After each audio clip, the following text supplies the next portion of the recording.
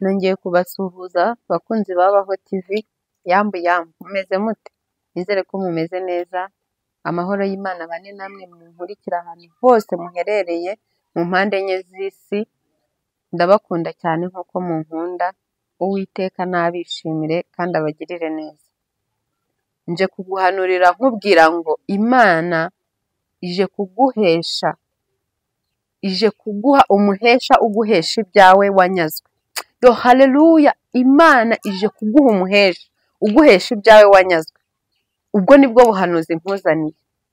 Mbabarira utindane nanjye, utindane n'Imana, wumve icyo Imana yashyize ku mutima wanjye, wumve imvugo y'Imana uyu munsi, wumve icyo Imana igushakaho, wumve icyo Imana igiye guhindura ku buzima bwawe, wumve nawe icyo ugomba guhindura mu buzima bwawe kugira ngo Imana iguheshe umuhesha uguhesha ibyawe Satani yanyaze. Birashoboka ko Satani yakunyaze byinshi, yakunyaze inshuti, ikunyaga amafaranga, ikunyaga akazi, mbese ariko ndagira ngo ngutangarize ngo hari umuhesha wawe Imana yohereje kugira ngo akugarurire ibyo byose. Haleluya, Uwiteka nakugirire neza, icyama ukabyumva nk'uko ndi kubyumva, icyama ukabikurura cyane, icyama ukabishyikira nk'uko ndi kubishyikira. Ni ukuri, wa mubyeyi utegereje igihe kirekire, wa mugabo utegereje igihe kirekire, ariko ndagutangariza ngo hari umuhesha uje, hari umuhesha Imana yohereje uje kuguhesha bya bindi byose Satani yakunyaze, abantu bakunyaze. Imana nitugirire neza. Reka dutangire dusenga Imana nk'uko mubizi ko gusenga ari ubuzima, gusenga ari imibereho, kandi gusenga bijya bihindura ibihe. Mureke dutangire dusenga Imana mu izina rya Yesu.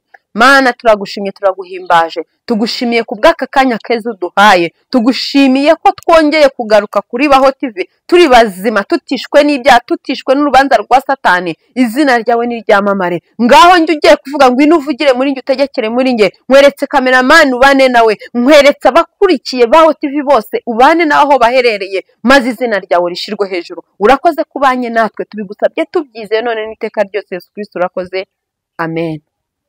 Uwiteka natugirire neza, Uwiteka natunezererwe, Uwiteka naturwanirire, Uwiteka natumara intimba, Uwiteka natumara umubabaro.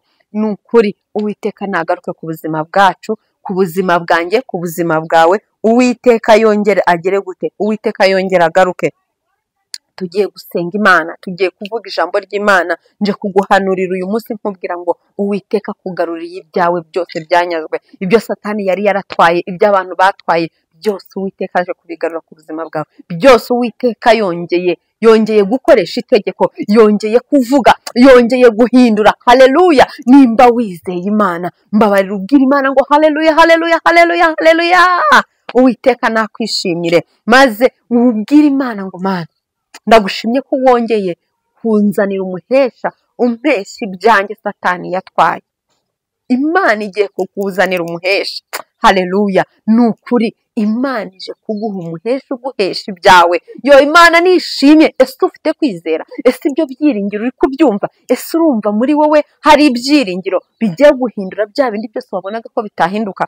Cyangwa ufite ubwoba? Ntugire ubwoba, ntutinye, ntutakaze ibyiringiro. Hari Imana ije gukora, hari Imana ije kuruhura, hari Imana ije kurwana ikanesha, hari Imana ije kumaraho ibyago n'amakuba n'intambara, hari Imana ije kumaraho uburwayi, hari Imana ije gukuraho igisuzuguro cy'ubukene, hari Imana ije yongeye kukwambika, hari Imana yongeye kukuvugaho, hari Imana yongeye kuvuguruza iby'abantu bavuze. Imana nishimwe. Tugiye gusoma ijambo ry'Imana riri mu Bami ba kabiri. Haleluya. Ariko mbega Imana we, ngo nimumvugire ngo Imana yo kabyara, ngo Imana yo gaheka, ngo njyewe narayibonye. Haleluya, narayibonye ndi kwiseta, ndayibona shonje, ndayibona mbabaye, ndayibona nafite ijambo. Yo haleluya, haleluya. Mbega Imana. Nawe ndirimbira ku karirimbo uvuge ngo mbega Imana we. Ni ukuri twarayibonye tugeze mu kigeragezo cy'inzara, turayibona tugeze mu kigeragezo cyo kutabyara, turayibona tugeze mu kigeragezo cy'uburwayi, turayibona tugeze mu kigeragezo cyo gupfusha, turayibona tugeze mu kigeragezo cyo kwanga, cyo kwangwa n'abantu. Yo haleluya, twarayibonye, abantu batuvuyeho, turayibona yongera kutugarurira ibyiringiro, yongera kutugarura mu buzima, yongera kuvugana natwe, turayibona yongera kuducushubizaho umwuka wayo wera, turayibona wa mwenda warahera watabutsemo kugira ngo uyu munsi mbashe kuba nicaye kuri Baho TV ndi kuvuga imbaraga zayo. Ndagira ngo nguhanurire wowe uri kunkurikira, wowe uri kumva Imana muri wowe, mubwire ngo humura, hari Imana ije guhindura, hari Imana inyuranyije ibihe, hari Imana inyuranyije amaboko y'ibitavuga Imana, hari Imana igaruye umuntu w'umugisha ku buzima bwawe, hari Imana yongeye gusibura akagezi kari karakamye ku buzima bwawe. Yo ndumva imirindi y'Uwiteka, ndumva imbaraga z'Imana, ndumva gukomera, ndumva ububasha bw'Uwiteka, ndumva Imana hari ibintu igiye gukora, ndumva Imana hari ibintu igiye guhindura. Imana yacu nishimwe cyane. Icyama ukabona Imana, icyama ukongera ukumva Imana igenda mu magufwa yawe ndetse no mu misokoro, icyama ukongera ukumva ubwiza bw'Imana, icyama ukongera ukumva ubutabazi bw'Imana, icyama ukongera ukazamuka mu cyumba cyo hejuru cyane ukavuga ngo Mana ndumva ndi kukumva, ndumva hari ibintu binyeganyeze, ndumva hari ibintu ukuyeho, ndumva hari ibintu ucecekesheje, ndumva hari ibintu utesheje agaciro, ndumva ukumva amajwi aturuka mu ijuru, amajwi y'abamarayika, amajwi y'Uwiteka akongorera akubwira ngo humura, haracyari ibyiringiro, akubwira ngo humura ndaje, humura hari umuntu Uwiteka yohereje ku buzima bwawe. Uwiteka tugirire neza. Yo haleluya, haleluya, haleluya. Njya nkunda kwivugira ngo hari igihe mba numva, hari igihe njya mbyuka mu gitondo nkasenga, nkirirwana n'Imana yanjye. Umuririmbyi yuzuye umwuka wera ndamukunda cyane, araririmba ngo muze mwe nyine twihererane, musanga ahantu hatari abantu, dore imiruho irabarembeje, n'urusaku rurabaruhije, murajye mumbwira ibyo mwibwira, ibyo muvuga n'ibyo mukora, mu miruho yanyu munaniwe, bimenywa nuzi imigambi yanyu. Yo haleluya, haleluya, nimuze mubwire Yesu ibyo mwibwira, ibyo mukora, mu miruho ya miruho yawe, ukagahinda kawe, bwa buribwe bwose wumva, bwa bundi utabwira Kevine, bwa bundi utabwira umugabo murarana ku buriri bumwe, bwa bundi utabwira umwana wabyaye, bwa buribwe ujya wumva utajya ku muturanyi ngo ukomanga umubwire, bibwire Yesu byose, ngo mu miruho yanyu munaniwe, ngo bijye bimenywa nuzi imigambi yanyu. Uwo nta wundi wabimenya usibye Data wa twese mwiza, wa wundi watanze umwana wawe wiwe Yesu Kristo kugira ngo aze mu isi, ababazwe atukwe yangwe n'abantu kugira ngo njyewe mbeho, kugira ngo nawe ubeho. Haleluya. Ngo nimuze mwenyine twihererane, ngo musange ahantu hatari abantu, nta muntu n'umusha ugomba kujyana, ihererane n'Imana. Yibwire byose bikugoye, yibwire byose bikuruhije, yibwire yamarira urira aho abantu batareba, yibwire ka gahinda kari mu mutima wawe, yibwire bya bindi byose. Hari ibikomere tujya tugendana abantu batazi, hari amarira turira abantu batazi, ariko ndagira ngo nkubwire wowe unkurikiye, ya marira yose utambwira, utampamagara ngo umbwire ati Kevine nabonye usenga kuri Baho TV, sengera. Murabiza benshi tujya dusengana, murabiza benshi Imana ijya ivuga kandi igasohoza. Hari abantu benshi maze iminsi numva bampamagara ngo ati Kevine, burya Imana ivugira muri wowe n'Imana itabesha, hari ibyo Imana yakoze, hari ibyo Imana yahinduye. Nanjye nkavuga ngo haleluya, haleluya, warakoze Mwami kuko urinda ijambo ryawe kugeza urisohoje. Imana ntabwo ijya ibesha nivugana nawe, jya wizera ibyo yavuze, uvuga ati ndabicakiye, ndabyizeye, ndabyiringiye kuko bivuzwe na nyiri ijambo. Wa wundi utajya wivuguruza, wa wundi utumva amabwire, wa wundi udatekereza nk'abantu, wa wundi utameze nk'abantu, wa wundi wikoreramo, wa wundi wihagije, wa wundi ufite iby'isi n'ibiyuzuye byose, ukoramo akaduhereza. Erega humura, nubwo ubona nta cyerekezo, nubwo ubona ntacyo ufite, ariko azakoramo aguhereza.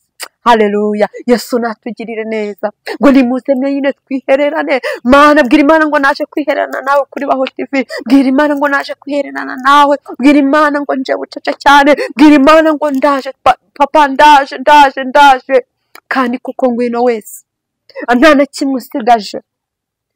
Za wihererane n'Imana, zana umuryango wawe, zana abana bawe, zana ababyeyi, zana inshuti zawe, zana umugabo wawe, zana umugore wawe, bizane byose kwa Yesu. Bibwire Yesu arakumva, bibwire Yesu aragutabara, bibwire Yesu arakurengera, bibwire Yesu ajya aruhura. Yo haleluya. Nanjye wicara ntabwo narizi ko nzahicara, ntimubizi. Abantu benshi mujya mwumva ubuhamya bwanjye ku mbuga nkoranyambaga zitandukanye, ngenda nta guhamya, ariko nanjye wicara ntabwo nari nzi ko nzahicara. Ariko mwami we, shimwa shimwa, njya nkunda guterera Imana amasari nkayibwira ngo shimwa nyagushimwa. Yo haleluya haleluya. Jya wishimira ibyo Imana yagukoreye. Ejo bundi nari ndi kubabwira ngo abantu benshi batinze ku byo Kristo atarakora aho kugira ngo batinde ku byo yakoze. Nongeye ndabibabwiye, tinda ku byo Kristo yakoze mu buzima bwawe.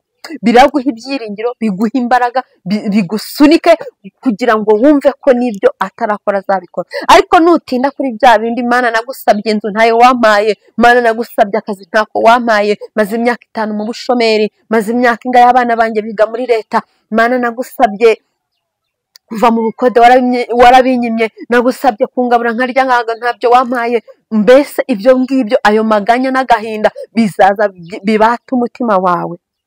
Wibitindaho ibyo rero Kristo atarakora. Nimba ugishonje, bwira Imana ikugaburire. Nimba ugikodesha, nukuri Imana izatwubakira. Nimba ukigenda ku igare, humura. Witinda ku byo Kristo atarakora.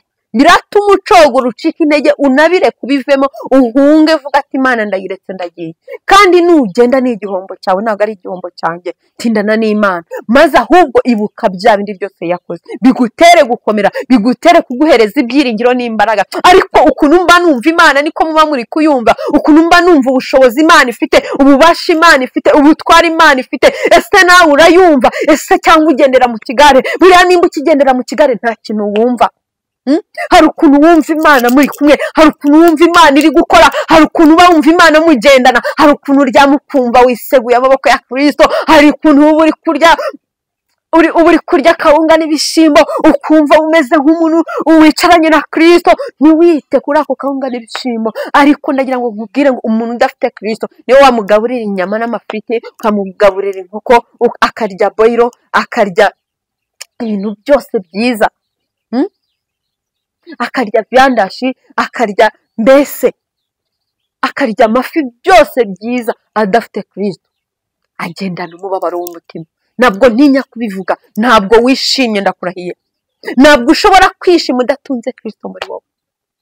Ibyishimo byacu dufite uyu munsi nuko twamenye Kristo, tukamwizera, tukemera gusiga byose by'isi, tukavuga ngo uwo twamenye abirusha amaboko, abirusha gukomera, abirusha imbaraga. Nicyo gituma tugenda twemye tuvuga ngo Mana warakoze, Mana warakoze, waratugaburiye, Mana warakoze, waratwambitse, Mana warakoze, waduhaye ijambo aho tutari dufite ijambo, aho tutari dufite ibyiringiro. Haleluya, waturemeye ibyiringiro. Imana yacu nishimwe cyane.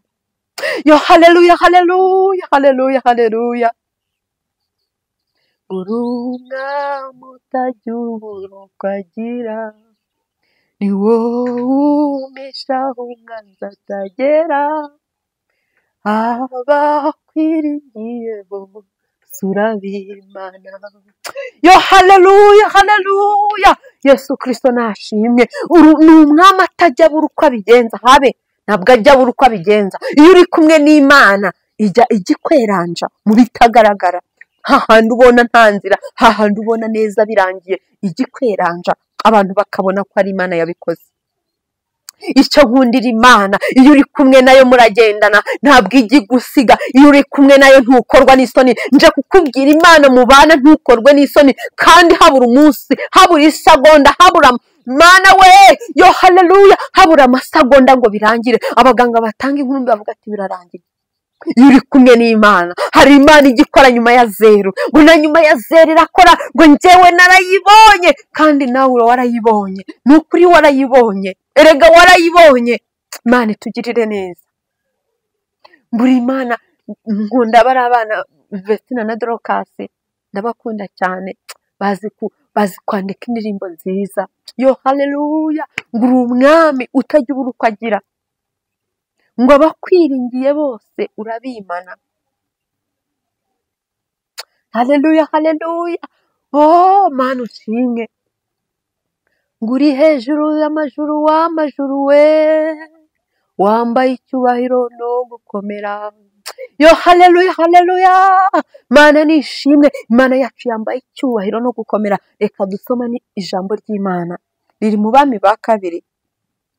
Uwiteka tugirire neza. Ni umwami utajya ubura uko abigenza, ni umwami utajya ubura uko abigira, ajya yomora inguma, ajya ashakashaka mu bushobozi bwiwe kugira ngo udakorwa n'isoni wa mubyeyi we, kugira ngo utamwara wa mugabo we, kugira ngo umugore hari abagore babwira ati nkawe umaze iki, udashobora no guhatira urugo rwawe. Wa mugabo umaze igihe kirekire usuzugurwa, ntukitwa dadi. Narumvishe ngo iyo umugabo yahashye bavuga ngo dadi, yaba atashye bakavuga ngo umva wa, ngo bwira swaze hano. Ndagira ngo ngutangarize wa mugabo we, humura hari Imana itanga ijambo, nawe ukitwa papa. Umugore akajya guhamagara ngo papa, uri kubyumva kandi utaramubyaye. Yo haleluya, ako gaciro Imana ijya igatanga. Wa mubyeyi we nawe umaze igihe kirekire wicaye mu rugo, umugabo arakubwira ati nkawe kwera ubona uri igiki, uhora wicaye uri wo kurya gusa, mbese mbona ntacyo umaze.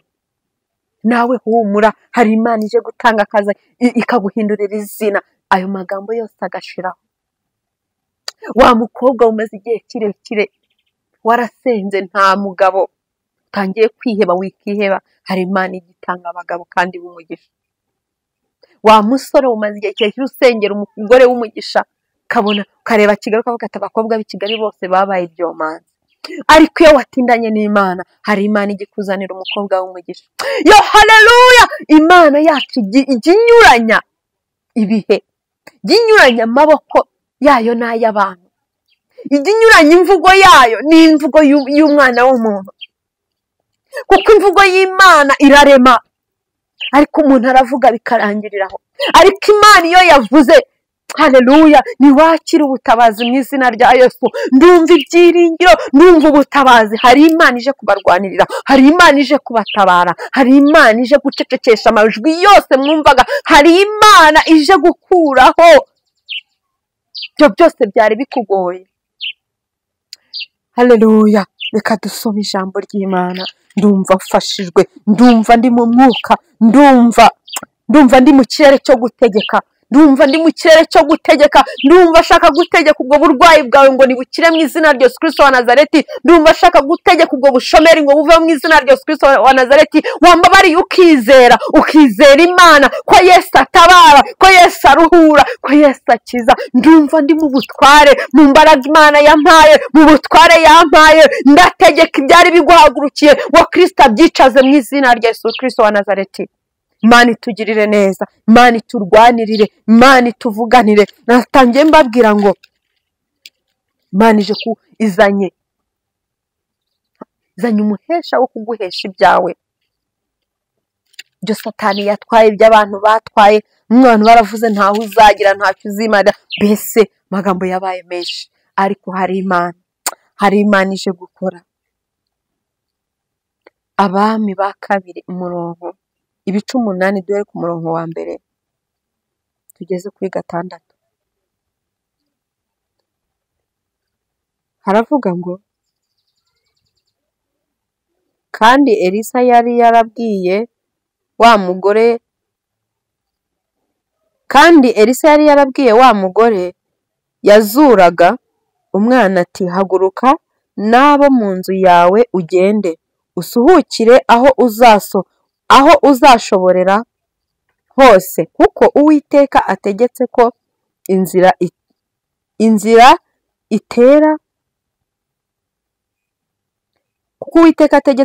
itera ikazimira imyaka 7 mu gihugu. Nuko umugore arahaguruka abigenza atyo, akurikije ijambo ry'uwo muntu w'Imana, ajyana n'abo mu nzu ye asuhukira mu gihugu cy'Abafilisitiya, amarayo imyaka 7.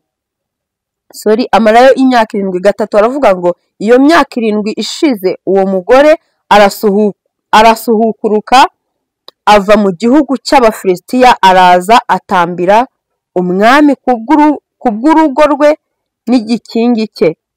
Kandi haravuga ngo muri uwo mwanya umwami yavuganaga na Gihazi umugaragu w'uwo muntu ibikomeye Elisa yakoreye, ibikomeye yakoraga byose. 5 baravuga ngo nuko atekerereza umwami uko yazuye uwapfuye. Uwo mwanya wa mugore yazuriraga umwana abaraje atambira umwami kubw'urugo rwe n'igikingi cye. Gihazi ahera ko aravuga ati, Nyagasani mwami, nguyu umugore n'umwana Elisa yazuye. 6 baravuga ngo umwami abibaza uwo mugore aravuga ati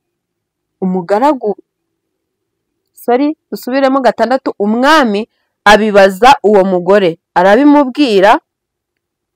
Umwami ahera ko amuha umutwareho umuhesha, aravuga ati umugarurire ibye byose n'ibyo basaruye mu mirima ye byose uhereye ku minsi yahaviriye ukageza ubu. Haleluya! Imana nitugirire neza, Uwiteka naturwanirire. Uyu mugore ni umugore utari ufite shingiro na rugero, umugore w'umupfakazi. Yari afite abana. Eliya arangije arabazura. Amaze kubazura avuga ati, genda suhuka uve mu gihugu, mujye mumenyana n'abantu b'Imana. Haleluya! Ndakwifuriza gutunga umuntu w'Imana mu buzima bwawe. Ndakwifuriza kumenyana n'umuntu w'Imana mu buzima bwawe. Imana itugirire neza, Uwiteka naturengere. Arangije amaze kugenda, arongera agaruka mu gihugu cye, ahura n'umwami aramubwira ati, genda umuhereze ibintu byose, ibyo mu murima ye ndetse n'ikintu icyo ari cyo cyose kiwe, wongera mbese agarurirwa ibyiwe byose yanyazwe. Imana itugirire neza, Imana ituvuganire. Umwami abibaza uwo mugore aramubwira ngo umwami ahera ko umwami abaza uwo mugore arabimubwira. Umwami ahera ko amuha umutwareho umuhesha. Haleluya! Iri jambo niryo nshaka ko dutindaho. Aravuga ati umugarurire ibye byose n'ibyo basaruye mu mirima ye byose uhereye ku munsi yahaviriye ukageza ubu. Yari yaragiye ataye ibyiwe byose bitewe n'ikigeragezo, ariko agarutse, haleluya, mwami aramubwira ati, genda bagusubize ibyawe byose uhereye kuva wagenda kugeza uyu munsi ugarutse. Yo, haleluya, byose ubihabwe. Nje kukubwira ngo nawe kuva uyu munsi niwakire ubuhanuzi bw'Imana buvuga ngo ibyawe byose Satani yari yaratwaye niwakire mu izina rya Yesu. Birakugarukiye kuko ariko Imana ivuze, biraje mu izina rya Yesu Kristo wa Nazareti. Abantu baravuze, bakuvuzeho ijambo, baravuga ngo uriya ntaho azagera, abandi baravuga ngo suriya yakora iki kigakunda, abandi baravuga ngo uriya ntazabyara, uriya ntazaheka. Ariko akira ubuhanuzi bw'Imana, akira urubyaro umaze igihe kirekire utabyara, akira akazi umaze igihe kirekire wicaye nta kazi, akira ubuzima wowe wabona ko ubuzima bwawe budafatika, akira viza wowe umaze igihe kirekire wifuza viza, akira inzu wowe umaze igihe kirekire wifuza inzu. Yo, haleluya, nimwakire ubutabazi kubera ko hari umwami. Uwiteka azanye umuhesha uguhesha ibyawe. Imana nishimwe cyane. Uyu mugore yari umugore w'umupfakazi utagira shingiro na rugero, ahura na Elisa ababaye, yapfushije abana, arangije abasengera arabazura. Bamaze kuzuka aramubwira ati, hunga uve muri iki gihugu. Aragenda ajya gutorongera. Wenda ibibazo byaragutorengeje, wavuye mu rugo rwawe uragenda, mbese mu kazi barakwirukanye, mbese famiye yakuvuyeho. Haleluya! Ariko nje kukubwira ngo hari umwami uje kuguhesha ibyawe byose, hari umwami uje kuguhesha bya bindi byose wabuze. Imana itugirire neza, Imana ituvuganire, Imana yongera ishirwe hejuru kubw'umugisha iduhaye uyu munsi. Niwakire ubuhanuzi bw'Imana, Imana niturwanirire. Birashoboka ko bagusohoye mu nzu, birashoboka ko ufite ubwoba ko bagiye kugutereza cyamunara, ariko Imana iguhuze n'umuntu w'umumaro. Imana iguhuze n'umuntu w'umumaro uje kukuzanira bya bindi byose erega ushaka uba uri mu buzima ubona butagaragara, ariko hari Imana ije gukora ibigaragara. Noneho icyo nyikundira ije kubikora bose bareba. Iyo ukomeje ano magambo mujye musoma Bibiliya, ni ukuri hari Imana ije kubikora. Babandi bavuze, babandi bafasha ijambo ku buzima bwawe bagiye guceceka, bagiye kwibaza iby'Imana ikoze, bagiye kuvuga ngo ibi ni ibiki, bagiye kuvuga ngo se koko birashoboka ko umuntu yakena akabura byose. Birashoboka ko wari ufite inzu, wari ufite akazi, ufite business, ubayeho neza, urangije ubona ibyawe byose birayoyotse, ariko akira ubuhanuzi buvuye ku Mana. Ibyo byose Imana ije kubikugarurira mu izina rya Yesu. Wowe bamaso wizera Imana, bamaso usenge cyane, bamaso witandukanye n'ikizira cyose umwami yanga, bamaso wongere usenge, buri munsi usenge ku manywa na nijoro, ubwira Imana ngo Mana nta wundi wangarurira ibyanjye, ariko nje kugutangariza nshuti, ni ukuri hari Imana ije kubiguhesha byose. Bya bindi byose wabonaga byaragiye, ba bantu bose bakuvuyeho, yo haleluya, hari Imana ibagaruye ku buzima bwawe. Bwira Imana ngo Mana ndagushimye. Wowe zamura kwizera kwawe, ubwira Imana ngo ndabyakiriye. Numara kubyakira ushima Imana, uyibwire ngo Mana ushimwe kungarurira ibyanjye byose. Hari ibintu byagiye ku buzima bwawe bituma usuzugurwa kandi wari umunyacyubahiro, ariko niwakire mu izina rya Yesu, hari Imana ibigaruje. Haleluya, nta mwana w'umuntu wabikora usibye data dukunda tukamwizera amanywa na nijoro. Haleluya, uwo niwe ubigaruje, uwo niwe ugarutse kurwana intambara zitagaragara ku buzima bwawe. Imana itugirire neza.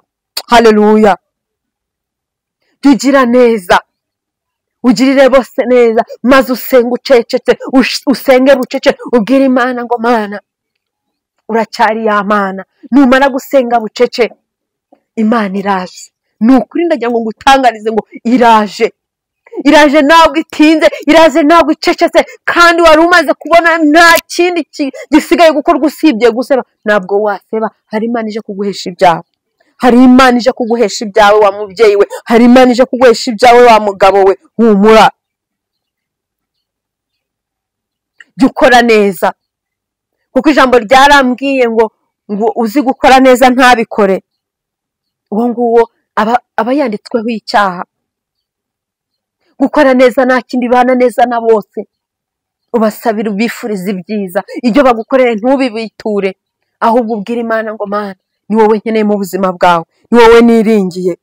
Haleluya, Imana iratabara, ni umutabazi, ni umurengezi, ni umufasha utajya ubura kuboneka mu byago ndetse no mu makuba. Ni Imana yihagije, ni Imana ikora, ni Imana ijya ivuguruza. Mbese sinzi ukuntu nakubwira kugira ngo ubyumve neza.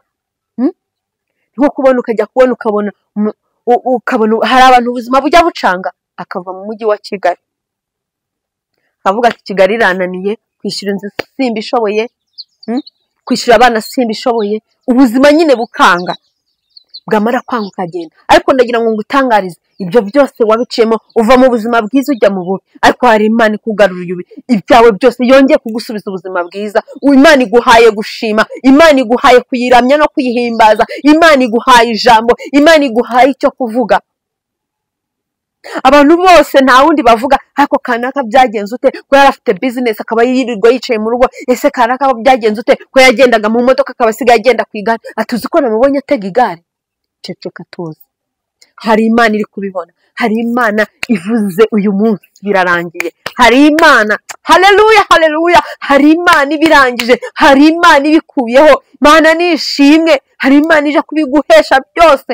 Nkuko uyu mugore yari ashavuye adafite kirengera, kugera ubwo asuhuka agasuhukira mu kindi gihugu, ariko yongeye kugaruka ahura n'umuhesha w'ibyiwe, arangije amuhereza ibyiwe byose. Ibyo Satani yari yaratwaye, ibyo abantu bari barigabije, buri wese yarafashe imirima, abandi barafashe amatungo, abandi barafashe business, ariko ndagira ngo nkubwire ngo yaraje. Imana ikora igitangaza. Nawe rero uyu munsi hari igitangaza Imana ikoze ku buzima bwawe, hari ikintu kidasanzwe Imana ikoze ku buzima bwawe, hari ikintu gikomeye Imana ikoze ku buzima bwawe, hari ikintu Imana ikoze giteye abantu kuvuga, ngo bigenze bite, giteye abantu kwibaza ngo se bigenze ute. Haleluya, senga cyane, Imana itere abantu kuvuga, bavuge batungurwe n'iki Imana ikoze.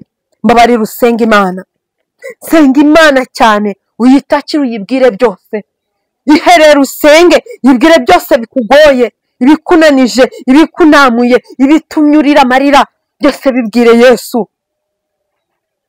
Imana igukorera ikintu gituma abantu bakangarana. Imana igukorera ikintu gituma abantu bakangarana bavuga ngo bigenze ute? Ese bigenze gute? Biciye mu zihe nzira? Kuko ni Imana ishoboye, kuko ni Imana ijya yiyubahisha, ni Imana igihindurire, ni Imana Imana igukorera ikintu kibatungura. Imana ishimwe kandi kugirire neza. Tugiye gusenga Imana. Uri Imana ikomeye ifite imbaraga n'ubutware ndetse n'ubushobozi. Twongeye kukuramburira amaboko tuguhaye icyubahiro. Ngwino uduheshe ibyacu Satani yanyazwe, by'abantu batwaye mu izina rya Yesu Kristo. Reba bakunzi bakurikiye Baho TV, ongera ubaheshe ibyabo Satani yatwaye, ongera ubagarurire ibyabo Satani yajyanye, ongera ubasubize mu kazi, ongera ububakire ingo zari zisenyutse, ongera ukize indwara zananiranye, ongera utanga urubyaro, ongera ugaragare mu gihugu cy'u Rwanda, ongera utegeke mu izina rya Yesu. Tuguhaye kari mu buzima bwacu kugira ngo Uwiteka uzukore. Ni ukuri twamaze kumenya ko ntacyo dushoboye, ariko tuguhaye icyubahiro ku byo ukoze ku buzima bwacu. Urakoze mwene Dawidi, ni mu izina ryawe tubisabye twizeye none n'iteka ryose, amen. Uwiteka aguhereze ibyawe Satani byose yatwaye, kandi aguhe umugisha kandi akugirire neza. Shimira mwese mwakoze subscribe, kandi mukomeze musharinge, mwamamaze ubutumwa bwiza bwa Yesu. Ndabakunda cyane. Shalom shalom.